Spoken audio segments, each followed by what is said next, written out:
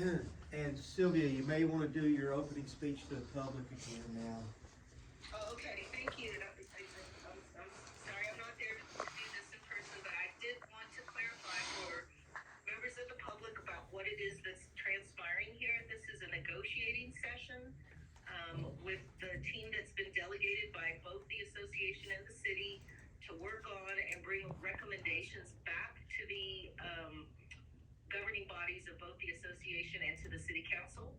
So everything that's discussed here is just a recommendation that will be forwarded to each one of those. There's no final decisions being made by this group. Ultimately, we'll reach a point in discussions where we'll either be able to report back to our respective governing body that we're going to recommend certain amendments for approval as part of the new contract, or we may, if we reach a point where we're in disagreement, we'll bring that to the body too and see what the council says. So there's no decisions being made here. It is required to be an open meeting by statute, so any member of the public can participate and watch, observe, but no final decisions are being made. I just wanted to clarify that. Thank you, Todd. Oh, you're welcome. All right, on Article 19, wages and compensation. Horizon City is one of the only departments that has bargaining, well, and even ones that don't have bargaining, that have no step increases in their wages. So if a guy doesn't promote, his base salary stays the same as when he got hired, as when he's been here 10 years. So that doesn't really incentivize or reward people for loyalty and as they increase in competence on doing the job. So this year we're proposing to put steps in, and this is going to be a lot of work and a lot of back and forth, which I think is going to take probably most of our bargaining times. But we just did, you'll see on the paper we provided you, we give a basic explanation for it, and we gave our vision, which I'm sure you are going to have a counter on, but you'll see if you go down towards the bottom where the appendix is, or where the appendix thing is, it starts off with an officer who's on probation, and then goes up through to the 15-year mark where a senior officer would top out unless they promoted to the corporal rank or detective. All right. You see it, sir? It's right there. This here? Yes. No. No. First page. Keep going. You got that one right there.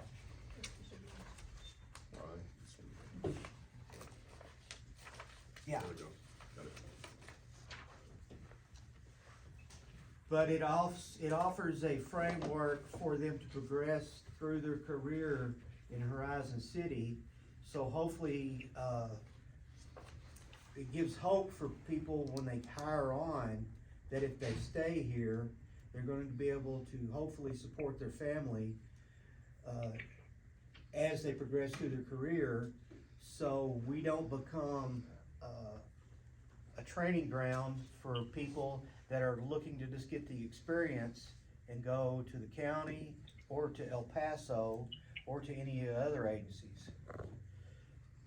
Unfortunately, being where you're at, you also only have to compete with El Paso City and El Paso County, but also DPS and Border Patrol.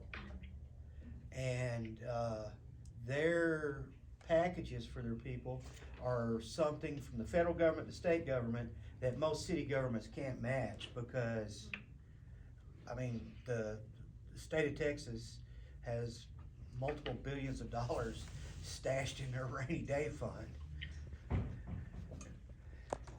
But, like I said, though, it goes from officer, and then once you promote to detective, there were 10 steps in there. Sergeant has a total of 10 steps. Lieutenant has 4. Commander has 4. And That's where it stops. that's where it stops.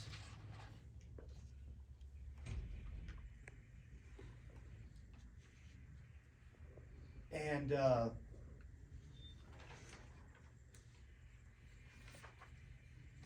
we realized to institute this is a huge ordeal for everyone involved, not only on y'all's side, but even on our side too.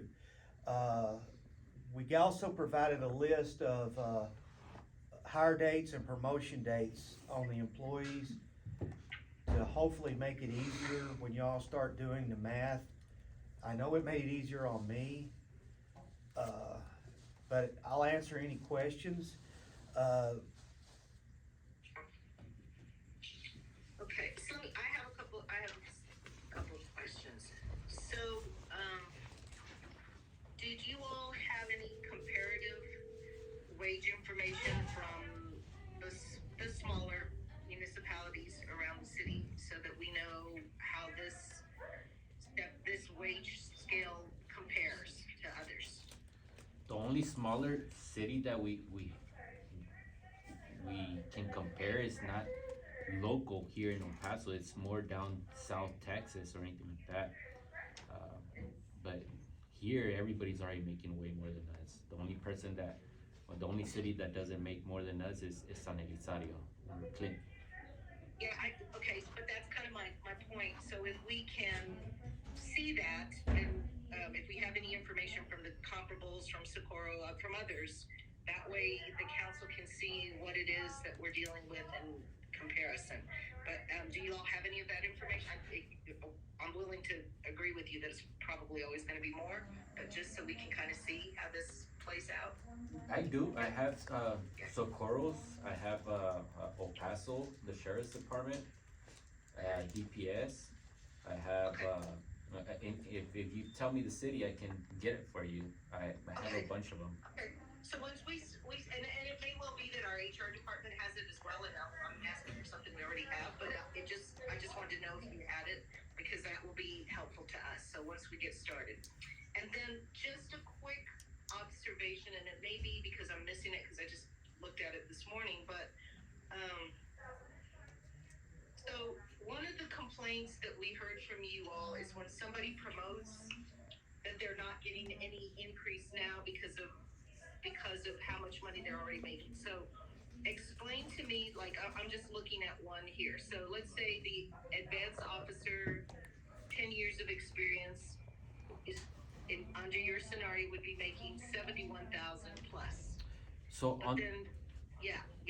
So Well, maybe that's a bad example, maybe, because then they just keep going through. But I'm looking at, like, okay, from senior officer to the detective, the corporal detective. So the entry level for the corporate detective is lower than the senior officer, and that's one of the things that we talked about last bargaining session and this time too. So how do y'all, Sylvia, how are y'all proposing that gets fixed? what we're suggesting is wherever you're at, you go to, if you're senior officer 15 years and you're at 81,492 and you promote, you would go to Corporal 6, which is 85,2. You would move wherever on the pay scale for rank that's above what your current pay scale is. Okay, understood. Did you all run any numbers about how much this is?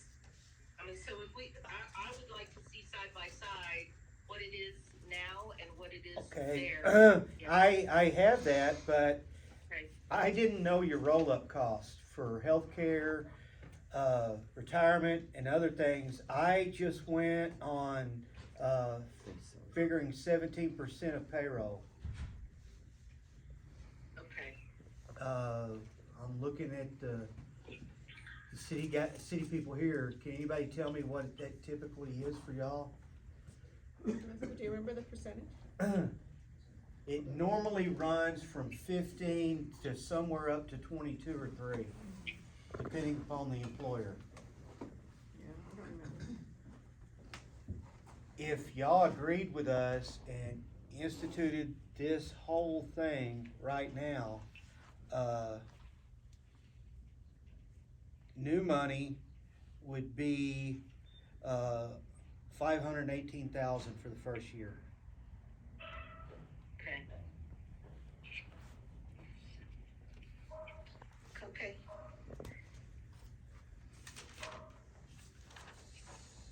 And an ever increasing, amount, because everybody keeps moving up, so, okay. Yes, but then also people keep retiring. And, when you were talking about the sick leave, payout the other day, Yeah. that it was impairing the chief from replacing people when they leave. Yeah. Because the payout was coming out of his budget. Yeah. You know, council can have a budget amendment and pay that so he can hire the people. Yeah, no, we know that, but where does the money come from? So remember, Still the same we're, budget. we're already on the line, so in order to do that, to transfer money into his budget, needs to come out of somebody else's. So that's why they wait. Well, that's not actually true, since you're averaging, between 2 and 3 and a little above 3 million a year unassigned at the end of the fiscal year in the general fund. And I'm sorry that, of course, today's the day the guy came to work in my backyard, so if you're hearing that, I apologize. Of course, today. He doesn't show up for months and shows up this morning, sorry. Okay, but I mean, that's just the realities of a city budget. If we have to transfer money from somewhere else to cover shortages in the police department budget. So yes, there's, if your salary savings from vacancies, yeah, they do have that and et cetera, but it's just easier for them to manage to say, well, until the payoff happens, we're not gonna fill the position.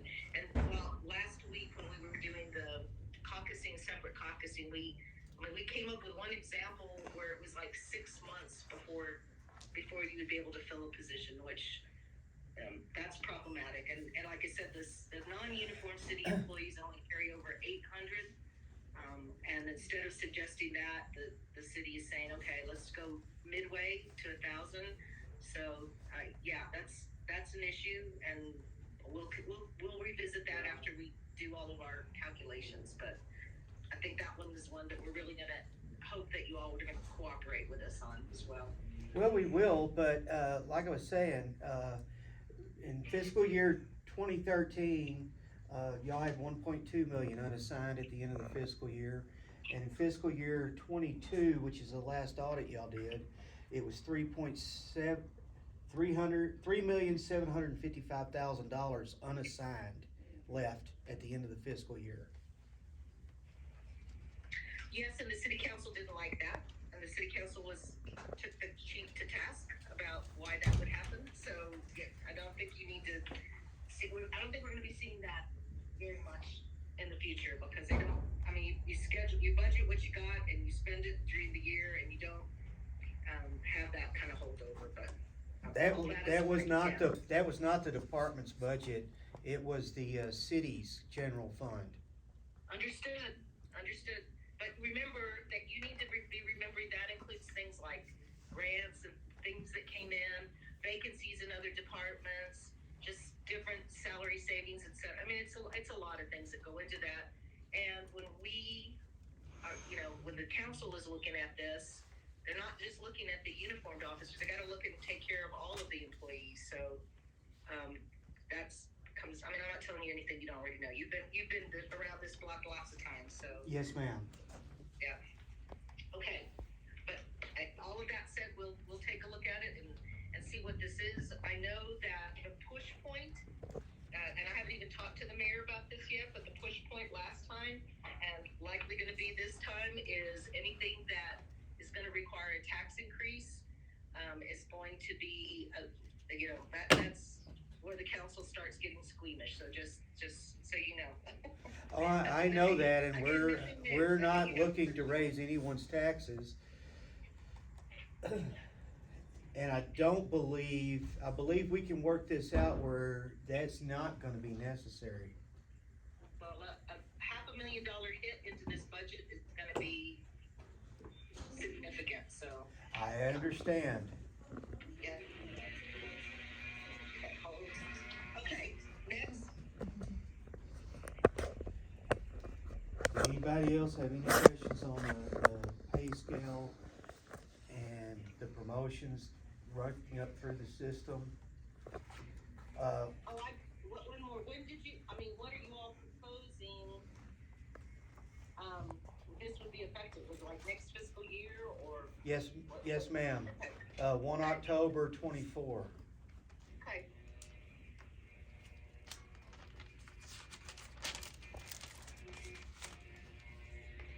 And on this appendix also, we're not asking, for any COLA increases or anything like that until the next, contract. So we're trying to stick with this appendix, Okay. so that way it if- saves time, If you know? we adopted this, there would not be any COLAs going forward, just the step increases. Not in this contract. Okay. Okay, I'll make a note of that. We also gave you, the association leave pool, Article 3. Yes.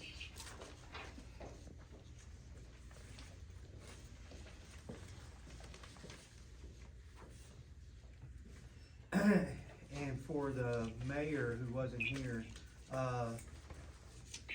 association leave pool, which is basically, ABL. It's association business leave.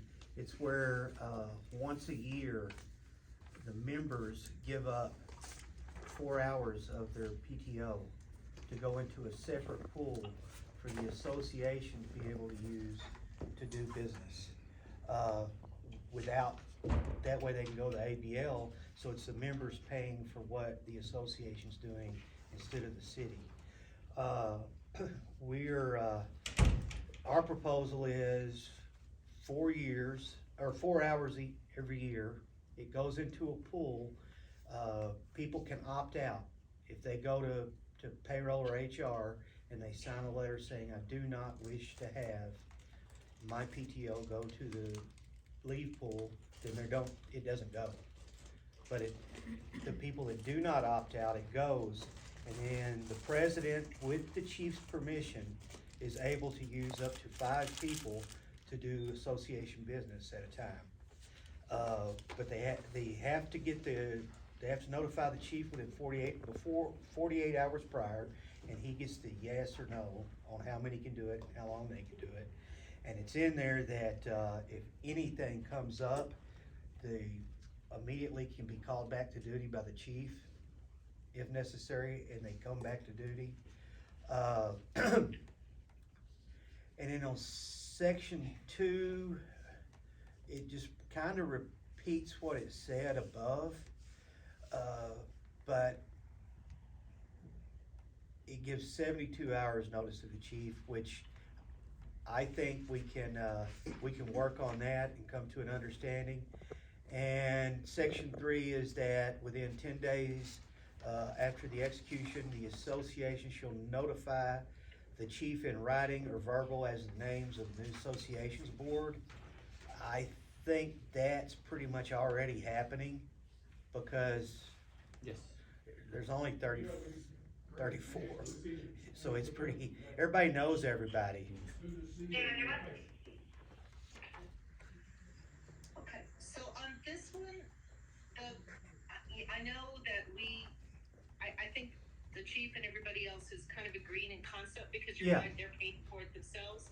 But our concerns with regard to this is administration and making it as easy for the people in payroll, et cetera, to do. So I'm gonna visit with them and see, and also, I gotta tell you that just the idea of somebody, they can only opt out instead of signing in is a little problematic to me. I think because I think people don't pay attention and then all of a sudden they're gonna notice their leave balance was gone and I didn't tell you to take that. So we may more want an affirmative sign up to say, okay, from this date to this date, you need to come to the HR office and sign it if you're going to do your leave pool, just so that they can keep better track of it. But I'd like some time to speak with them the people that are going to have to administer this to make it as easy as possible for them and real clear who it is that's participating and who is not. And then we did talk about the fact that this happens one time a year. They can't be changing their mind later. No. So yeah, so that needs a little bit of work there. And we're also, the proposal is that if there's any excess balance at the end of the year, it rolls over in the pool. Yeah. Uh, I understand. Okay. And I don't know, I'm sorry, off the top of my head, but most places, what they did, they just added a code on the timesheets that's ABL. So when people's timesheets go in, it's reported to payroll and they just enter it in whatever the corresponding code is in their system. Okay, well, we'll talk to them and see. Yeah. I'm not really up to speed with what they have and their availability with regard to that, but we'll get back to you on that. All right, and then,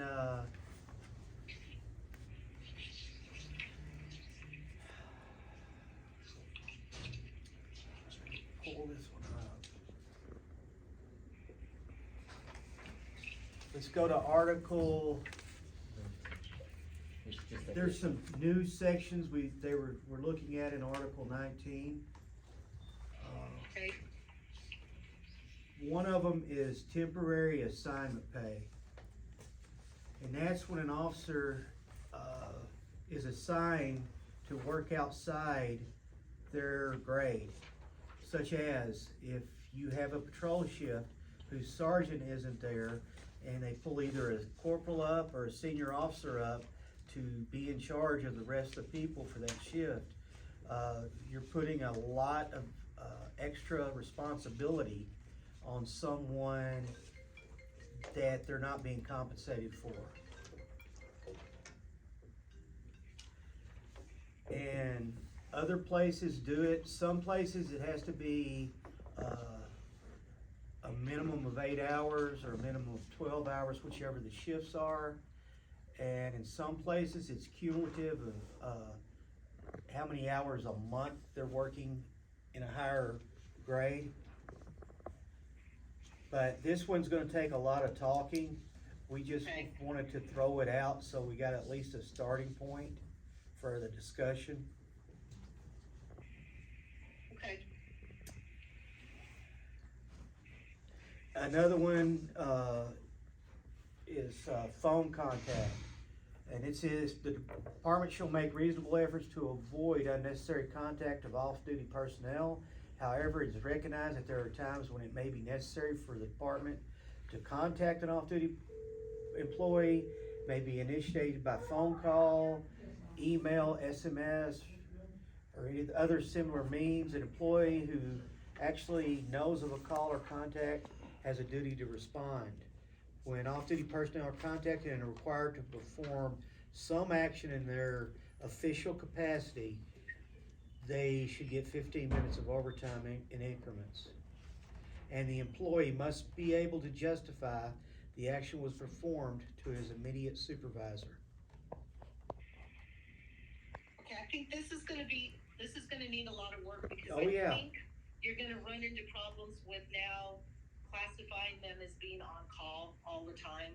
and what that means in payment terms, et cetera. So, yeah, I think, yeah, okay, we'll take This is back for and look people at it. that are not on call. Yeah, this is for people that Yeah. are not on call. I Usually, understand that, but I think when you start saying this, especially when you say they're required to do the da-da-da-da, then by definition, they're on call.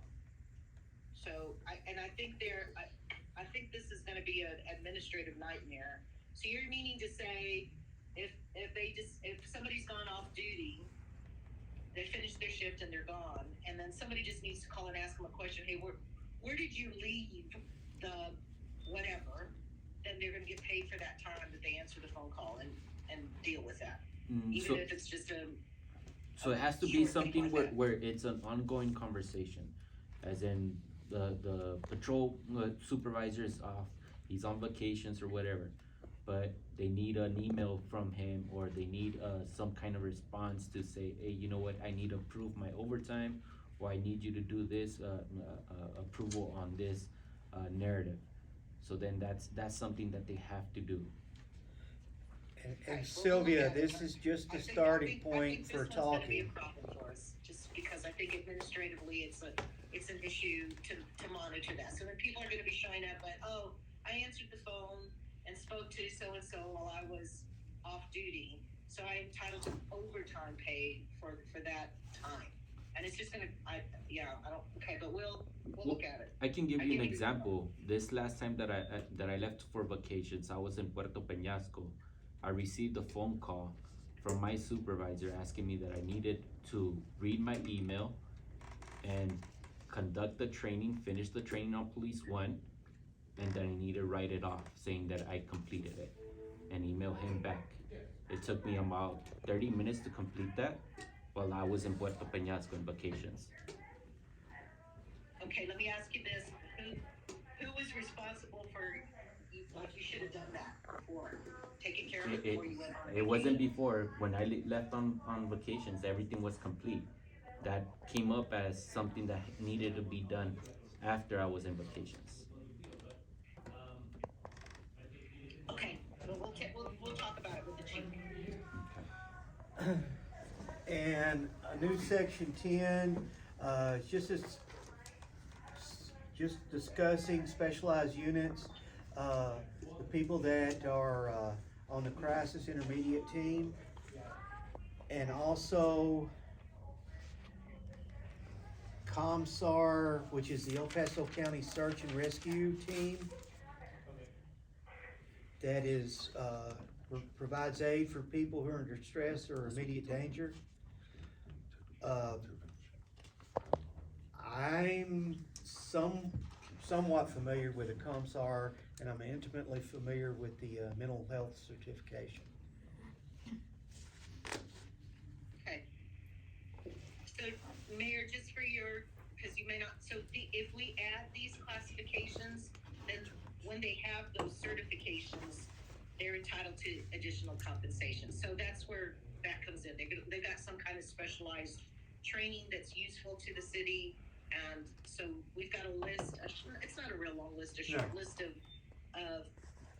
things that justify additional compensation. So they're asking us to include these two as well. Yeah, am I correct, Todd? Yes, ma'am. Okay.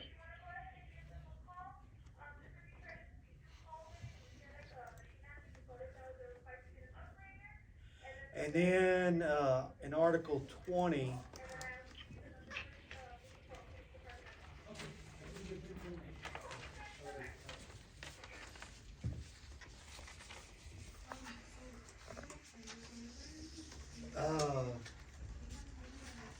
it's a lot of red on this one. Yeah. And this is just basis for starting the conversations.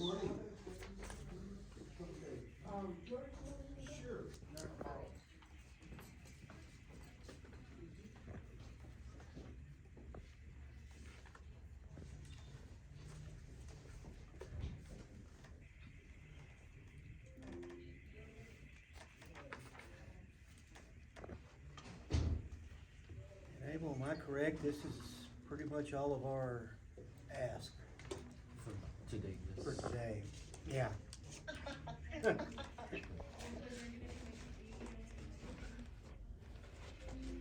Okay,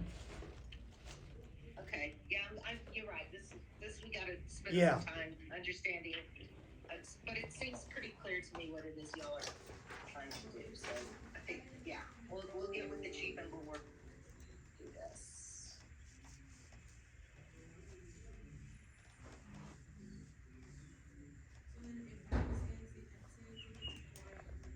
Yeah, Okay, on the special events, and I'm just jumping down there, so it just says when officers scheduled to work special events outside of their normally regularly schedules, and such special events, the city shall pay overtime and not change an officer's schedule. So you're essentially taking away the city's ability to schedule in a way that's cost effective to them, because All we're asking is to make sure that if they do change the schedule to be ahead of time, a 28-day calendar, not a next day notice.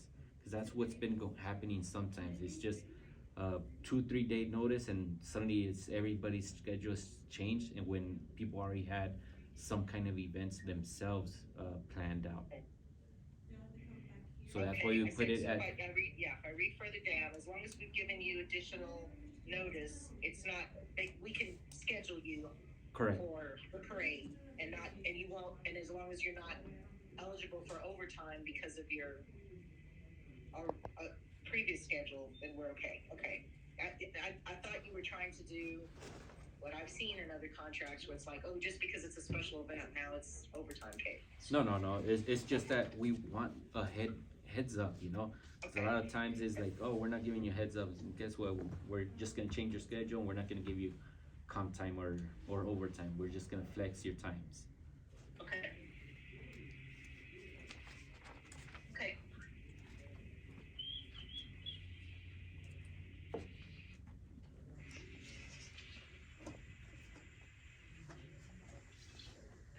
And then, so let's talk a little bit about, because I know it's a long section, and I want to make sure that we're understanding what the ask is, because I've talked with the chief about this a little bit, and I think we maybe have a little bit of a disconnect with regard to where you all keep saying you don't want off-duty employment to be used as a disciplinary tool.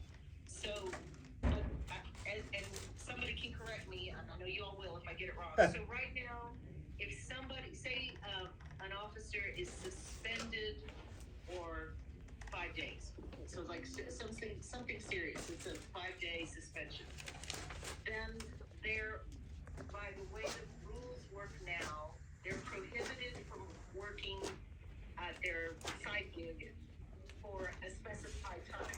So are you all trying to eliminate that, or just, yeah, tell me when you say that, you don't want to use this part of the discipline. I'm just trying to make sure I understand, so when we talk about it, we can respond accordingly. what, I don't believe we have a major heartache with someone who's serving a suspension. They're suspended, they shouldn't be able to work an overtime job. However, what we're seeing is people who have just gotten a letter of reprimand are being prohibited from working extra jobs for whatever period of time is decided upon. I can understand withholding the ability for them to work an extra job for discipline, but a letter of reprimand by the law is not considered discipline. Okay. Okay, that helps, thanks. I was just trying to figure out at what point in time, where the rub was, where you Yeah. had the problem. I think I Yeah. understand that, okay. Yeah, let us look at that and talk with the chief a little bit. I know he's got some strong feelings about that issue, so. I'm pretty sure if Chief was here, he would agree with me on everything I've said so far. Of course, yeah. I'm sure too. Yeah, what did you do to him? How come he's not there? What did you feed me? And what did you, so that we're not there, right? Well, he knows that salaries are coming up, so he said, I'm on your side, guys, I'm not gonna go. And it gave me a stomachache. Yeah, that's it. That's what it is. Anyway, no, I'm being funny, but Yes. well, I'm trying to be funny. I don't know if it is, but yeah. So that's it. So maybe it's at the adjustment you're asking for is not an absolute elimination. It's at the level of, and I'm doing air quotes around discipline because of what you just said with regard to letters of reprimand. But Yes. yeah, okay, I got you. I think I got you. Yoke. Anything else? Not today. Yeah, is that enough for today? I believe it is. Yeah. So let us do this. Let us, I don't know, we're definitely gonna need some time to work internally with all of this and do some number crunching and et cetera. And then we can regroup. Yeah, we need to schedule then, when we come back to y'all. So what is that looking like for y'all? I know we don't have anything scheduled next week, but what do we wanna do? Do you wanna do the schedules right now, or do you wanna go? Yeah, if we can, I think that would be Okay. great if we could do it. How about the 8th of April? That's a Monday. I'm gonna be out on that day. You'll be out?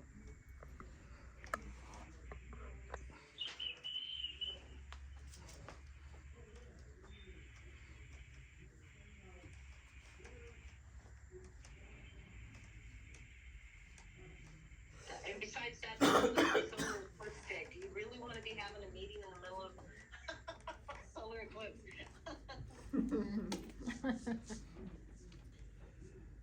Well, we don't wanna have it on the 15th, which is tax day. We have the sergeant's exam here as well, so we can't use this way, unless we can go over to the city side.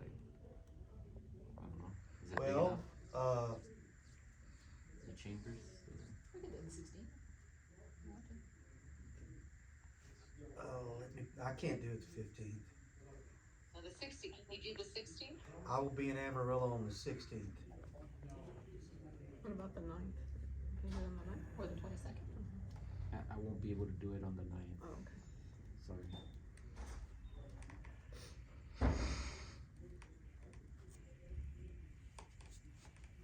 And then the last week of April, I'll be on leave, I won't be here. How does the week of the 22nd look? That's why, that's the last Oh, week. that's right. Oh, I see. I can make it on the 29th of April, and the 30th of April. Either one of those work for me. Sylvia, are you okay for the 29th? Yeah, I'm available the 29th and the 30th too. Hey, why don't we do this? Let's schedule tentatively the afternoon on the 29th and the morning on the 30th. Okay, That way, it gives us the 29th, and it gives y'all plenty of time to come back with your suggestions, and it gives us the afternoon of the 29th to meet, and then we got overnight to prepare responses, and Okay. we can get it on the 30th. okay. PM meaning 2 o'clock or? I'll let you find that. Sylvia, how does the PM on the 29th? Yeah, I'm open on that day. Say, So whatever y'all want. say, 1 p.m. or 2. How about 1:30? That way gives us time to come back from lunch. All right. 1:30?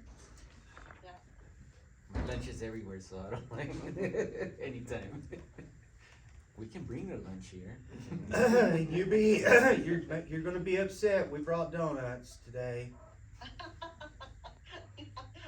I'm trying to stay away from stuff like that, so, Aren't we all? no, right? So- And then on the 30th at 9 again. Yeah. Okay. And maybe we can sew it up by then. I'm extremely hopeful that we will be extremely close. Because I'm going to leave town May the 11th and will not be back in town until May the 26th. So we got to get everything. We have to have it finished before then, so. Should be possible. I think so. Okay, okay, so I'll put down the 29th afternoon and the 30th, and then meanwhile, and then Albia, Mayor, et cetera, we'll try to get together. The sooner we can get together, the better, so we can start wordsmithing what they've sent us, and then whatever it is that we want to send back to them, so we can get going on it. Yes, ma'am. Okay. Anything else? Anything that the city's going to present? Well, I think we still haven't come up with the language yet, but we did talk about the overtime hours, and I just need to get the chief's blessing on some language for that. And so the scheduling and the what do you call it? Is it 84-hour scheduling, whatever, that they're going to want to suggest? But we'll send that, and we'll send that to you in advance of the meeting so you all can have a look at it. See, it's not going to be anything you haven't seen before. That sounds good. Okey doke. Anything else? Mayor, Lily? No. No, ma'am. Thank you. Okay. Yeah, we'll get with our HR and payroll people too, just for the operational side of Yes. what it is y'all need. And we still owe you something with regard to, we haven't forgotten that we had the comment about how long it's taking to get when y'all need to go out and buy the uniforms and stuff. So Yes, ma'am. purchase orders and all of that. That was more of an operational kind of thing too, but we haven't forgotten that we need to address that. The chief's aware. So, okey-doke. Well, if we're all done, I'm done. I believe we're all done. Okay. Well, and I'm really sorry. I really did try to make it. I was like, I live on the far west side of the county, so coming across town with a sick stomach was not going to be a good attempt, so. No, and for being someone who would be sitting next to you at the table, I salute your decision. Well, you know what, and that's it. I know there's like stomach bugs going around, and I'm one of those people that any stomach bug that goes around, it always finds a home with me. So I was afraid it was more contagious and not just something I ate that didn't agree with me, so. Yes, ma'am. Yeah. I understand that totally. Okay, so Hope you get feeling better. and we'll be in touch. Thank you. Thank you. All right, we'll call this at 9:52 a.m. Got it. Thank you.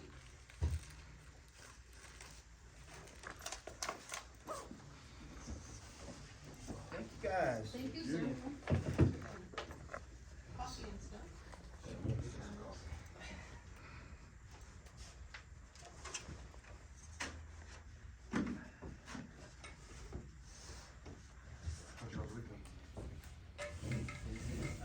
My weekend consisted of Saturday, and it was good. We had company, so.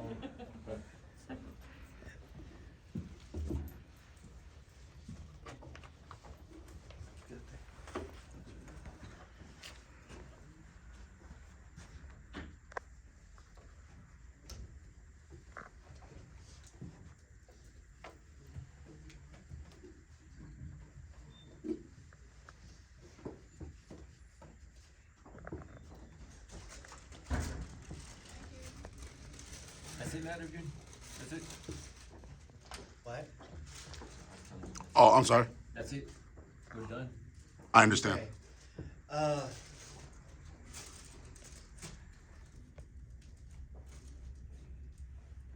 me find it. We'll be out of here in just a second. That's alright. Oh, you can stay as long as you want, Mayor. We all work for you. No.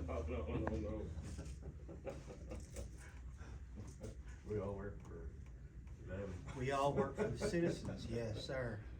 I'm just a normal dude. I'm a normal dude that likes coffee and kolaches. Yeah.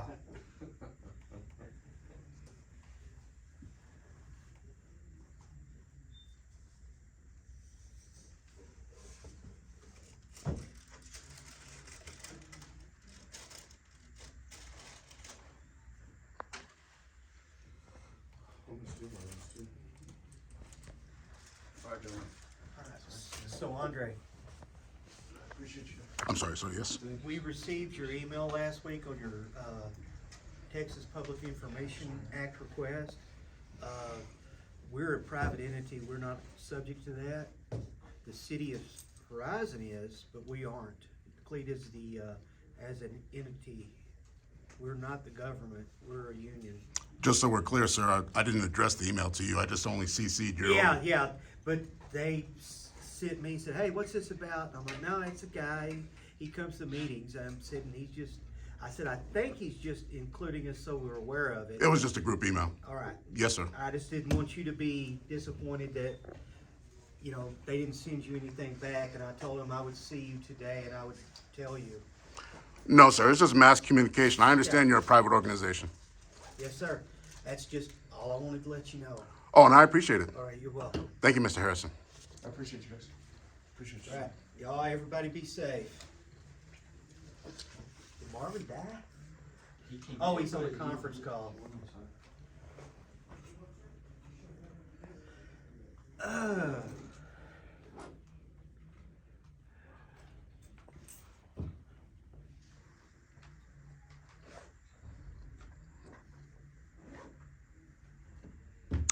Mr. Harrison, does CLEAT represent the other agencies around, like El Paso Police, and so like even the sheriff and? We got the sheriff's department, the police, the El Paso Municipal Police, and Horizon City.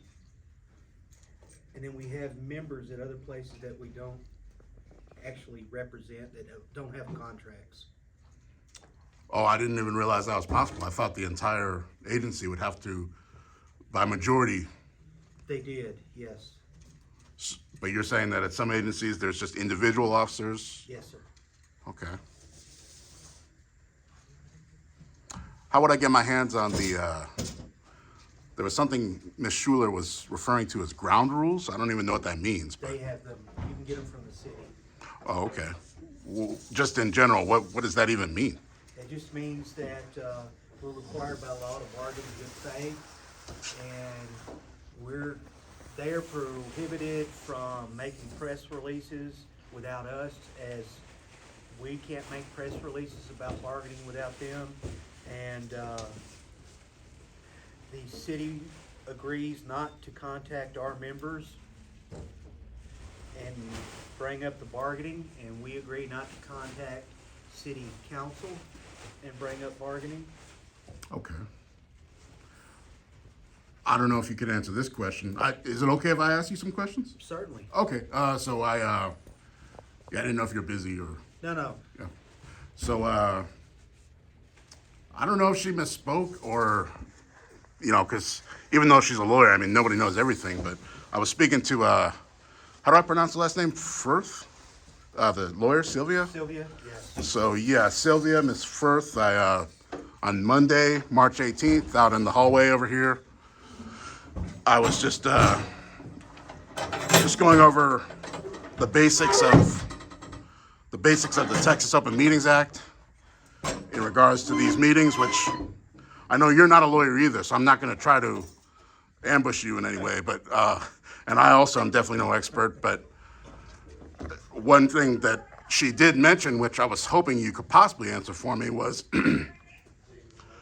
she said, and this is on Monday last week, the 18th, she said that these meetings with the police union are not only subject to the Texas Open Meetings Act. She said that there's an additional, separate and distinct statute that also regulates these meetings because it's a police union. Yeah, she's talking about, here, I'll pull up the article you can look up in the government code. Because I know that, like, for body camera videos, the legislature has created a separate special statute in the occupations code for some reason. So they do weird stuff in Austin at the legislature.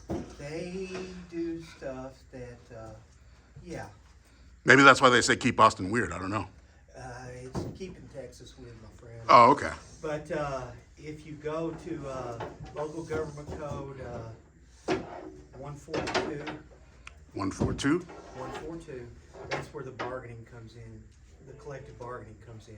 Now, is that just for cops or is that for any municipal employee? Police and fire, Oh, police and fire. yes. All right. And do you happen, I mean, obviously, since you're a union representative, like how many years have you been doing this?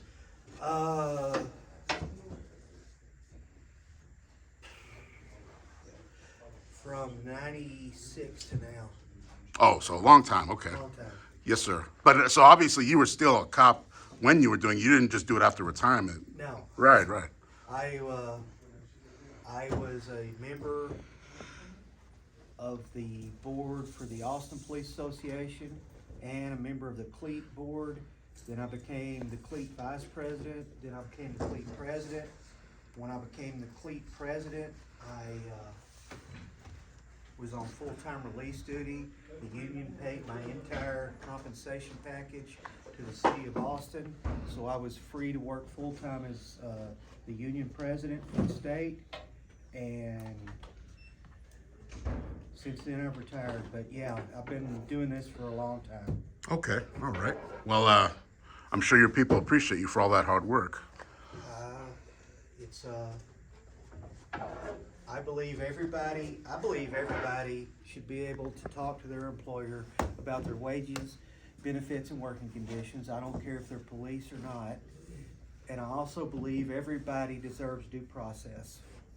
If they get in any kind of trouble, everybody deserves due process. It's what this country was founded on. You're actually sounding a little bit liberal because this is a red state and a lot of people are against unions in this type of place, but. I identify as a social liberal and a fiscal conservative. Right, right. Okay, yeah, so it's not black and white, that's how I feel. Yes, There's some people try to say, all right, well, if you're on this side, then this means you're automatically for this XYZ. But obviously, like you're saying, you could be a little bit of both, yeah. Yes, sir. Yeah, yeah. That's when America works, when we meet in the middle. So this 142 in the Texas Government Code, I don't know if you can answer this off the top of your head, but you're saying it's in addition to the Texas Open Meetings Act. Well, it describes how the meetings are going to happen, and it also specifically states that the Open Meetings Act is in effect during all of them. That all the bargaining meetings are subject to the Open Meetings Act, except for the caucuses, which are when each team will go into a private meeting to discuss things and come back to bring it to the table. And that's a new word for me, and I apologize if in the past, because when you would say that word, I would just sit there like a fool, not even understanding. No, that's all right. Yeah, I'm sure everybody's like, well, why isn't he leaving? Because I had never heard that word before. No. Yeah. So now I understand what you. Yeah. Yeah. All right. Is that it, or anything else? Oh, I'm just trying to think. I didn't even have my coffee yet, so I really. Well, we have coffee right here, and you're free to have a cup. Oh, I appreciate that. I really do. Yeah. So I mean, like I said, I didn't mean to turn this into an ambush session. Yeah. I guarantee you, I do not feel ambushed at all, sir. Okay. Yeah. I've been accused of that in the past, so I've tried to work on my people skills, and I understand that everybody's human, and I'm not trying to play gotcha with people. Yeah. Yeah. So. I understand, and if you don't know, and I know, when you ask me a question, I'll give you the answer to the best of my ability. Right. Yeah. So that's all my questions for now, and yeah, I appreciate. I would advise you, though, when Okay. you're reading those articles in the government code, besides the article, sometimes you have to go and look up the case law, because there can be case law that affects the way those articles are interpreted. I have a very good idea about what you mean by that, because the Public Information Act also has the same situation. This police department also, when I do open records requests, I've run into situations where they say, oh, well, you can't have XYZ, and then I'm able to pull out the case law. So I know exactly what you mean, yeah. But yeah, thank you, Mr. Harrison. You're welcome. Yep.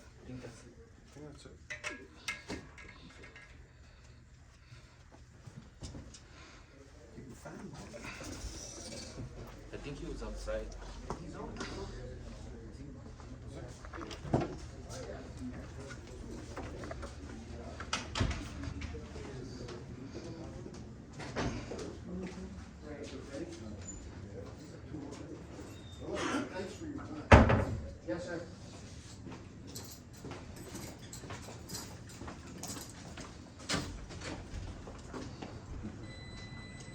And by the way, thanks for your service too.